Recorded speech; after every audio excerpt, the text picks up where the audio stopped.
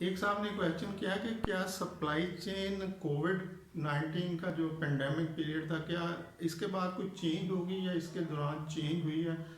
तो supply chain के लिए जो मेरी ओपिनियन है कि सप्लाई चेन कोई कांस्टेंट थ्योरी नहीं है, या ना कोई कांस्टेंट, मतलब ये नहीं है कि जी ये फिक्स था और अब क्या चेंज होगा।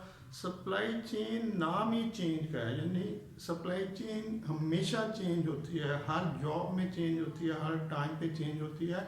और एक ही थ्योरी डिफरेंट जगहों पे डिफरेंट तरीके से इम्प्लीमेंट होती है, चेंज होकर इम्प्लीमेंट होती है। यानी सप्लाई चेन है ही चेंज का नाम। मतलब ये कहना कि क्या ये चेंज होगी, तो डेफिनेटली हर टाइम सप्लाई चेंज होती रहती है।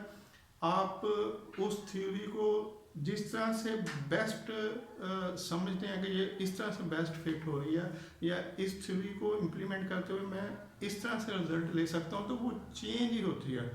ये 2 जमा 2 नहीं है कि जी जिस वक्त भी आप सप्लाई चेन को कहीं इम्प्लीमेंट करें तो वो 2 जमा 2 4 ही आएगा।